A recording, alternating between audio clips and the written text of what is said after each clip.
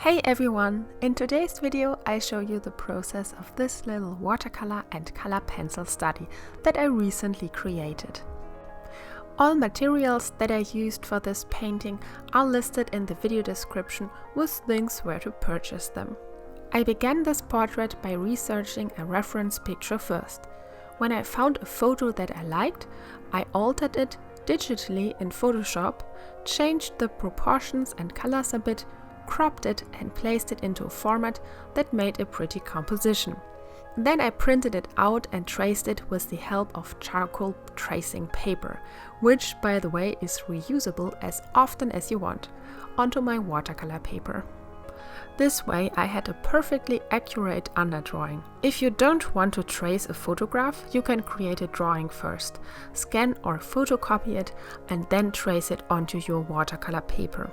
You can also draw directly on your watercolor paper too. I personally don't recommend that because many watercolor papers are very delicate and when you want to erase something they get easily damaged, but you can do whatever you feel comfortable with. Okay, after I had created the underdrawing, I started with dampening the paper first. In this wet on wet technique, it is important to leave those areas out that the watercolor should not bleed into.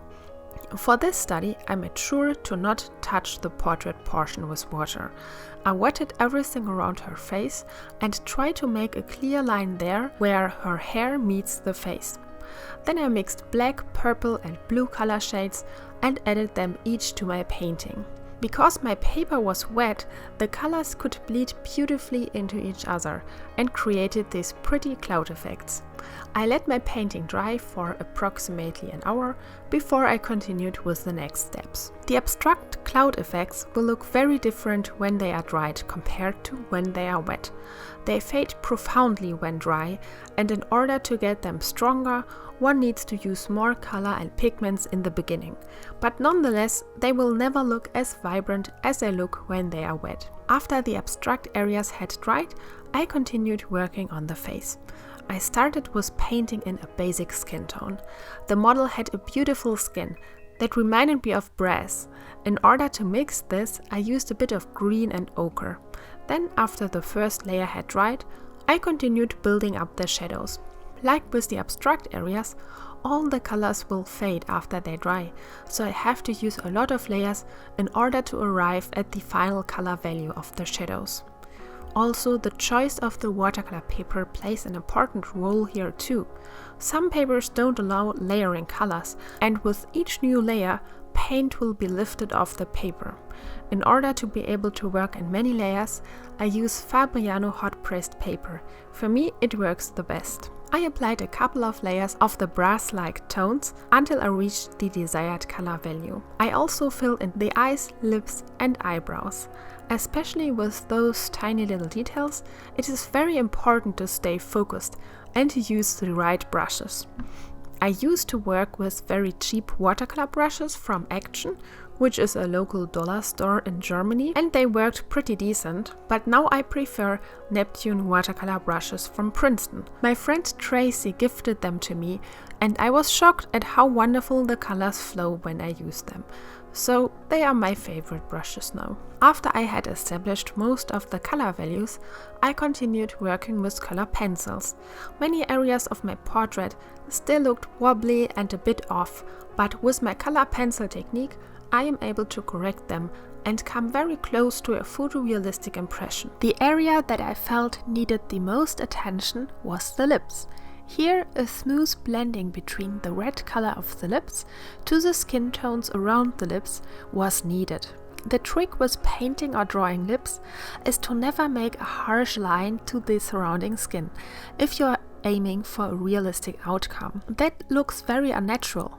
So, in order to get this kind of blending, I observed my reference photo extra carefully and tried to determine which color values appear around the lips. For example, I discovered that the little spot left of the left edge of her lips was actually darker as I anticipated, so I corrected it very carefully. But seriously, the most difficult part for me was painting her teeth. When I paint portraits in which the model has her mouth open, it is so difficult to render that and to not make her look like a monster. The don'ts here are making the teeth look too dark or too light, or even adding a contour around them. If you do that, you have 100% certainty of creating Frankenstein's monster with your drawing. So whenever I draw a mouth, with or without teeth, I observe my reference even more closely than the rest of the portrait and try to render it as accurate as possible. The same goes for noses, by the way. Next, I worked on the eyes, where I had to build up a lot of the color values first. When I paint the skin around eyes, I usually do that with color pencils rather than with watercolors. But that's only because I wanted to be super accurate and aimed for a realistic impression. Color pencils give me more control over tiny details, but they aren't as beautiful and loose as watercolors. I always try to find a balance when I use both mediums in one piece. To get even eyes, my trick is to work on both eyes simultaneously and to step back from my drawing from time to time and observe it from a distance. Squinting my eyes helps too. As a final step to get rid of most of the paper and the color pencil grain, I used the wax-based color pencils called Luminance from Caran d'Ache. They almost seal the artwork by adding a layer of wax on the surface. This layer is slightly opaque, corrects a lot of the tiny mistakes, and blends the pigments of the color pencils. White, in my opinion, is the most opaque luminance color. They sell a lot of different variations and lighter yellowish or white tones, but not all are similarly opaque.